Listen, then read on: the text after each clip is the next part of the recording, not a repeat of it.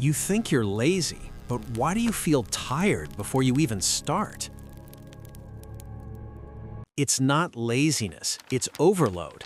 Your brain sees too much at once. So instead of starting, you freeze. Scrolling feels easier than thinking. Notifications, tasks, pressure, everything is competing for your attention. Your brain isn't lazy, it's overwhelmed.